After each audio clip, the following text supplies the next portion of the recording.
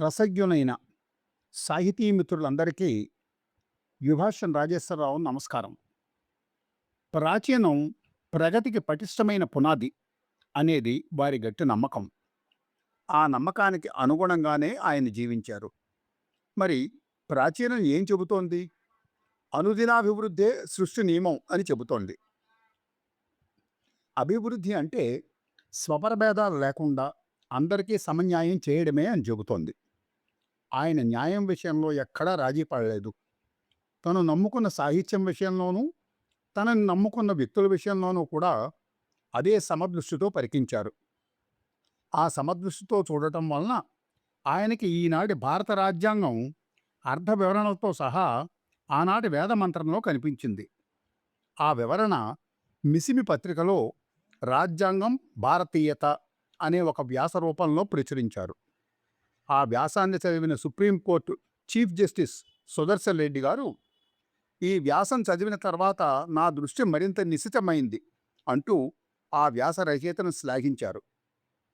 అలా అత్యున్నత న్యాయస్థాన న్యాయమూర్తుల మన్ననలను పొందిన ఆ వ్యాస రచయితే భావుకత, సర్వతోభద్రమైన పాండిత్యం, సాహిత్య సౌందర్య దర్శనం, అక్షరశిల్ప విన్యాస జిజ్ఞాస సమకూడిన లలిత కళా పోషకులు, సంగీత సూక్ష్మాలు తెలిసిన గాయకుడు, తర్కం, వ్యాకరణం, తంత్రమంత్ర శాస్త్రం, శాస్త్ర మర్యాదలు, వాంగ్మయంలో సాధికారతను సాధించిన శ్రీ జొన్నవిత్తుల రామకృష్ణ శర్మ గారు. రామకృష్ణ శర్మ గారు ఆధునిక విమర్శకుల్లో అత్యంత ఆధునికులు. సాంప్రదాయ మర్మజ్ఞులలో పరమ విశిష్ట సాంప్రదాయవేత్త. ఫ్రెంచి విప్లవ కార్లైల్ నుంచి శంకర భగవత్పాదుల సౌందర్య లహరి దాకా సాహిత్య తత్వ విచికిత్సలో వారు సమన్వయం చేయగలరు. తన గ్రంథాలలో వారు కొత్త పాతల మేలు కలయికను ప్రభాసింపజేశారు. శ్రీ రామకృష్ణ శర్మ గారు బందరులో శ్రీమతి రామలక్ష్మి, శ్రీ యజ్ఞనారాయణ శాస్త్రి దంపతులకు 1931 నవంబర్ 23వ తేదీన జన్మించారు. తర్వాత కోపెల్ల వాస్తవ్యులు జొన్నవిత్తుల వెంకట సుబ్బయ్య, మంగమ్మ దంపతులకు పెంపకానికి వచ్చారు. వారిని మరింత ప్రేమగా చూచుకున్నది ఆచంటలోని ముసునూరి వెంకమ్మ గారు. రామకృష్ణ శర్మ గారు హై స్కూల్లో ఉపాధ్యాయులుగా ఉన్నంతకాలం రాముడిలా, ఉత్తమ విద్యార్థి ఎలా ఉండాలో అరటిపండు వలిచి చేతిలో పెట్టినట్టు ప్రతిదీ చేసి చూపించేవారు. కాలేజీ లెక్చరర్ అయ్యాక కృష్ణుడిలా వెనక నిలబడి ప్రతిదీ విద్యార్థుల చేత చేయించేవారు. ఆదర్శంగా జీవించడమే రామతత్వం, ఆదర్శంగా జీవింప చేయడమే కృష్ణత్వం. రెండూ కలిస్తే రామకృష్ణత్వం. రాముడిగా తాను భారతీయతను దర్శించడమే కాక కృష్ణుడిగా మన అందరి చేత నిరంతరం దర్శింపజేశారు. సాధారణంగా విమర్శకులు, వ్యాఖ్యాతలు శబ్ద సాధుత్వం, పాత్రల సజీవ చిత్రణ, కథాకథన నిర్వహణ లేదా నిర్మాణ దక్షత లాంటి విషయాలనే ఒక కావ్యం విషయంలో సమీక్షిస్తారు. శ్రీ జొన్నవిత్తుల వారైతే ఆంధ్ర సారస్వతంలో కవితాశక్తి విజ్ఞాన సర్వస్వంగా మనుచరిత్ర ప్రబంధ దర్శనం అనే తమ పారదర్శక విమర్శా గ్రంథం ద్వారా విన్యసింపజేశారు. అంతేకాదు, తర్వాతి కవులందరూ ఈ స్వారోచిష మనుసంభవం ద్వారా ప్రభావితం అయినవారే అంటూ కూడా ప్రతిపాదించారు. అల్లసాని పెద్దన మనుచరిత్ర విషయంలో రససిద్ధిని సాధించిన పెద్దలు శ్రీ జొన్నవిత్తుల రామకృష్ణ శర్మ గారు. కవిత్వాన్ని ఆస్వాదించడంలో, అధ్యయనం చేయడంలో వీరి ధోరణి చాలా విలక్షణమైనది. అక్షరాలను పెళ్లగించి చూడగల ఒకానొక నైశిత్యం వీరికి అలవడింది.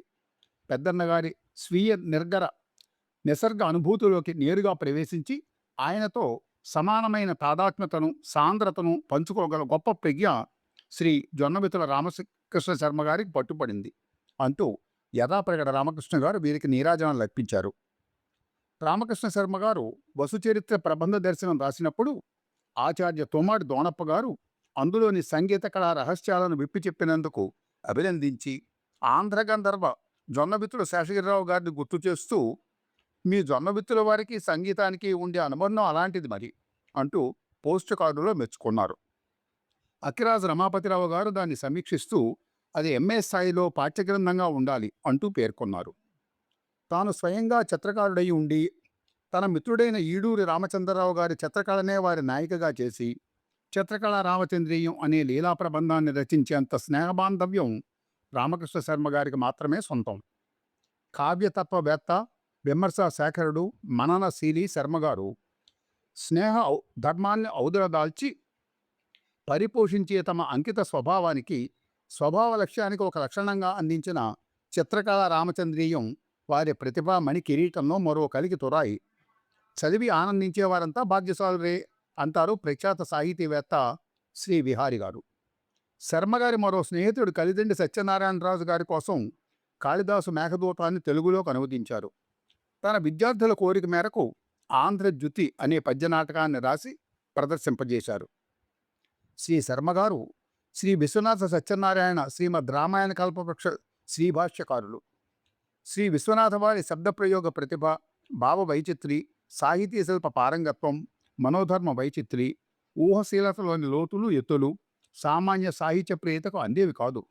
శ్రీమద్ రామాయణ కల్పవృక్ష కావ్యము దాని విశ్వజనీయత రూపంగా శ్రీమద్ రామాయణ కల్పవృక్ష అంతర్దర్శనం అనే గొప్ప భాష గ్రంథం రచించారు శ్రీ శర్మగారు.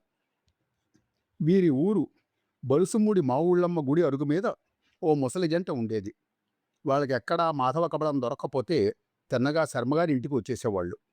రామకృష్ణ శర్మగారి సతీమణి శ్రీమతి లక్ష్మీ నరసింహగారు మా గొప్ప ఇల్లాలు.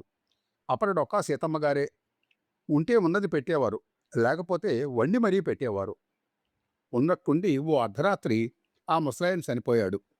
మర్నాడు శర్మగారు దగ్గరుండి అన్నీ శాస్త్రోక్తంగా జరిపించారు. శర్మగారంతటి వారి చేత అన్నీ జరిపించుకుని వెళ్ళిపోయాడు ఆ పుణ్యాత్ముడు. అది శ్రీ శర్మగారి మానవీయతా దృక్పథం.